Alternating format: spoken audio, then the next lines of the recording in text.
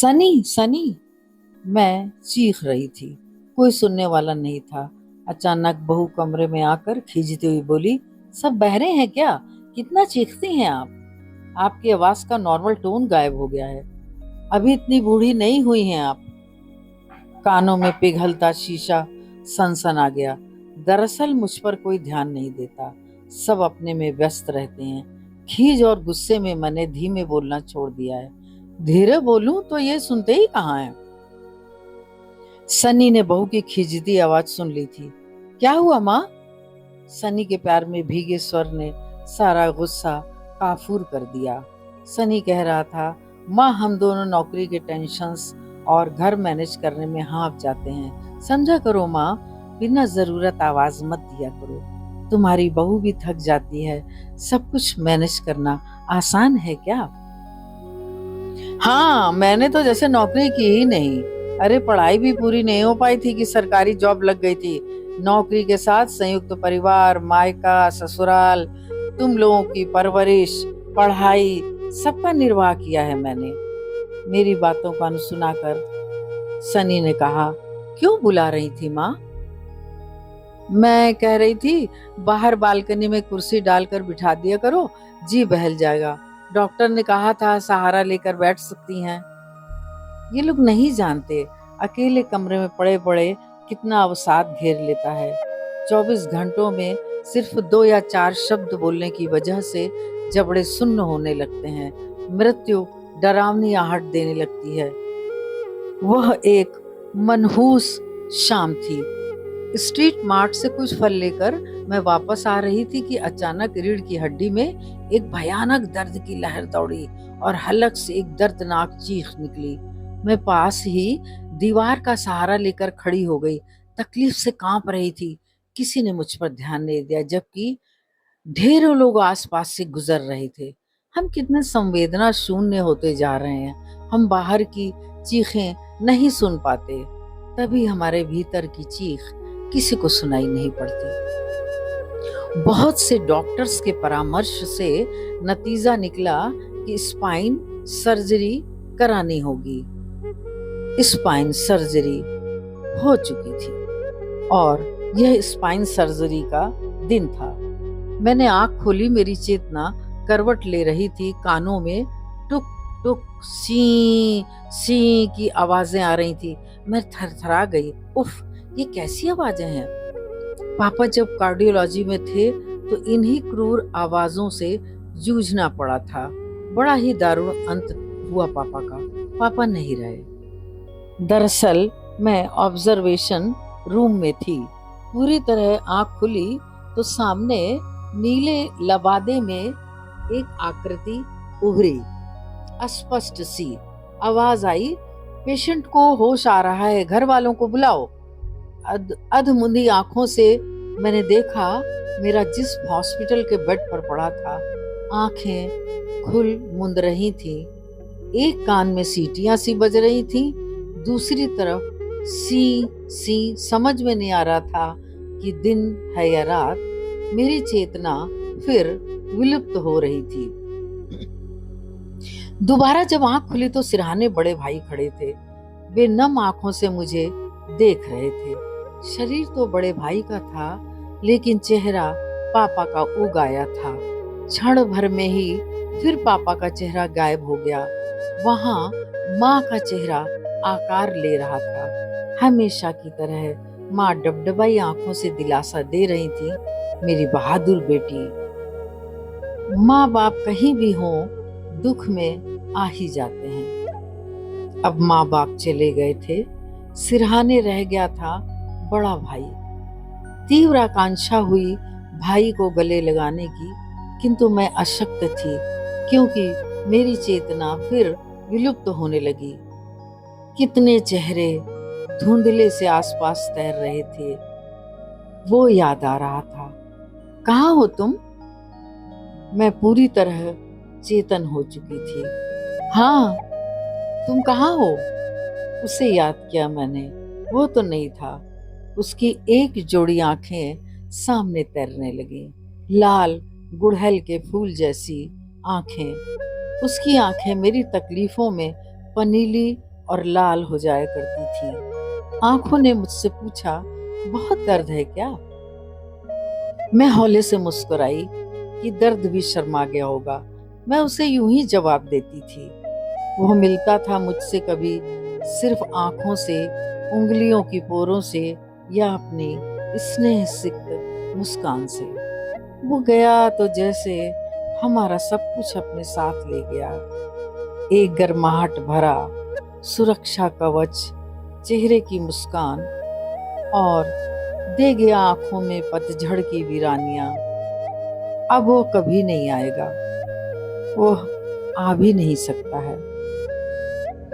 मैं उसकी यादों के समंदर में गोते लगा रही थी कि दर्द का एक सैलाब मुझे कमर से पांव तक डुबो गया। मुंह से आवाज भी नहीं निकल सकी। जानती हूँ कितना खतरनाक ऑपरेशन हुआ है। ईश्वर ना करे, यह भी हो सकता है कि मैं कभी चल ना सकूं। अंग प्रत्यंग काम करना बंद कर दे। सारी पीड़ा आंखों के रास्ते बह निकली। मुझे पूर्णतः होश में आने के लिए ऑब्जर्वेशन में रखा गया था। मुझे होश आ चुका था। मैंने बाईं तरफ गर्दन घुमाई, ड्रिप लगी हुई थी। दाहिनी तरफ गर्दन घुमाई और पैरों को थोड़ा ऊपर उठाया तो पांव उठ गए। ओह, मूवमेंट है, मैंने सोचा। इतनी पीड़ा में भी एक सुकून महसूस हुआ, चल सकूंगी। इसी बीच सनी आ गया।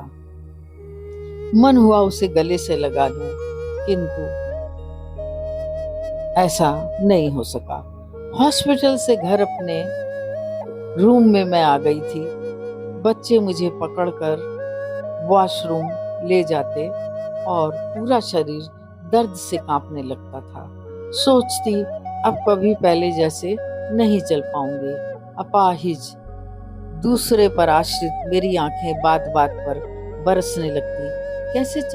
कैसे चल सकूंगी? डॉक्टर का कहना था शुरू में डर लगेगा, दर्द भी होगा, लेकिन कोशिश करें तभी चल पाएंगी, वरना बैठी ही रहेंगी। और मेरे कानों में गूंजता रहता, बैठी ही रहेंगी, बैठी ही रहेंगी।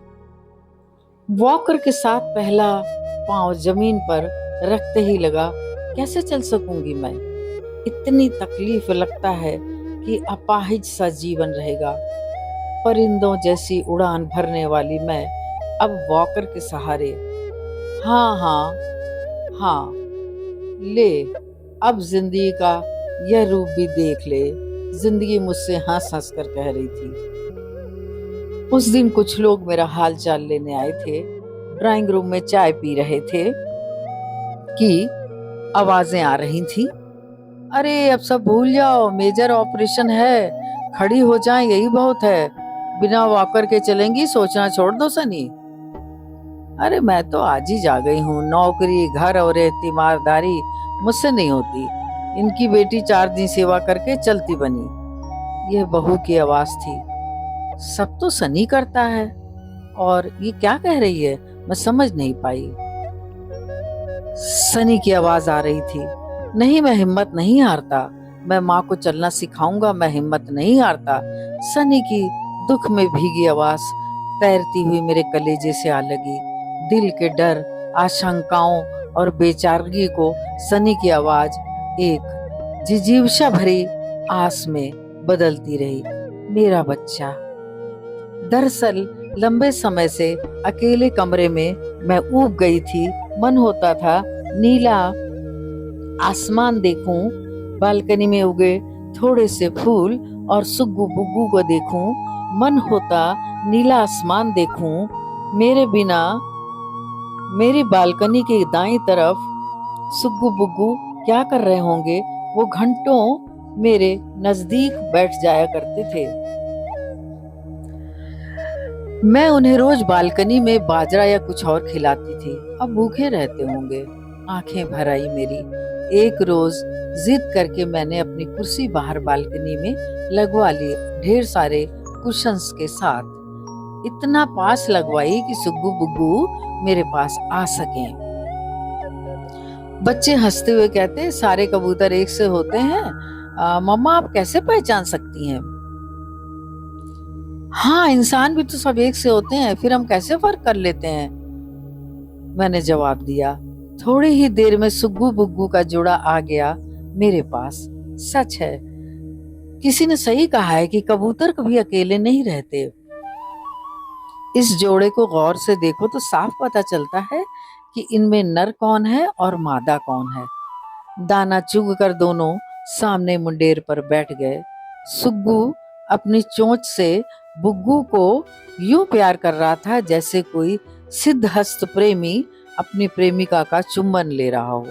बुग्गू बंद आंखों से प्रेम में भीग रही थी।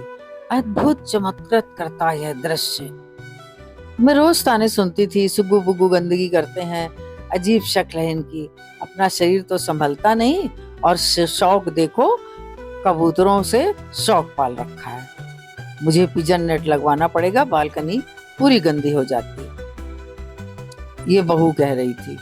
मैं कांप जाती कि पिजन नेट लग जाएगा तो सुग्गू बुग्गू मेरे पास कैसे आएंगे। मैं सोचने लगी मुझे खुद प्रैक्टिस करनी चाहिए कि कैसे चला जाए। किसके पास इतनी फुर्सत होगी कि मुझे चलने की प्रैक्टिस कराए। मैंने मन ही मन ठान लिया कि मैं खुद चलने का अभ्यास करूंगी। तभी मैंने देखा कि अगले दिन पिजन नेट का सामान आ गया। कार्रवाई शुरू हो गई। पिजन नेट लग चुका था। अब मेरे सुग्गू बुग्गू अंदर नहीं आ सकेंगे। मेरा मन भारी हो गया। अजीब सा दुख मेरे चारों ओर फैल गया। अंदर पूरा परिवार टीवी देखने में मस्त था। कोई उबाऊ सीरियल चल रहा था। मैंने चुपके से अपने वॉकर को अपने पास खींचा और हौले से एक के बाद एक दोनों पैर जमीन पर जमाए मजबूत हाथों से वॉकर को पकड़कर मैं स्वयं खड़ी हो गई। धीरे धीरे चलते चलते मैं लिफ्ट तक आ गई। लिफ्ट मेन गेट से बहुत पास थी और मैंने लिफ्ट का बटन दबा दिया। धीरे धीरे चलते हुए अपने टावर से सटे बच्चों के पार्क तक पहुंच गई। सब कुछ कितना सुंदर और मोहक लग रहा था। खेलते बच्चे, पेड़ पौधे, रंग बिरंगे फूल, चमकता आसमान। मैं थक चुकी थी। मैं एक बेंच पर बैठ गई। बच्चों को खिलखिलाते देख मैं भी जोर जोर से हंसने लगी। सारा अकेलापन हंसी में तब्दील हो गया। सामने एक माँ बच्चे को चलना सिखा रही थी। डगमगाता बच्चा हंस रहा था और पूरा पार्क हंसी के झरनों से कल कल बह रहा था। मुझे अपने सुग्गू बुग्गू याद आने लगे। पता नहीं कहाँ होंगे वो। तभी क्या देखती हूँ कि एक कबूतर का जोड़ा मेरे नजदीक आकर बैठ गया। अरे ये तो सुग्गू बुग्गू हैं। दोनों क्षण भर में मेरे पास आ गए। बिल्कुल बिल्कुल मेरे पास। वाह रे ईश्वर, तेरी लीला निराली है।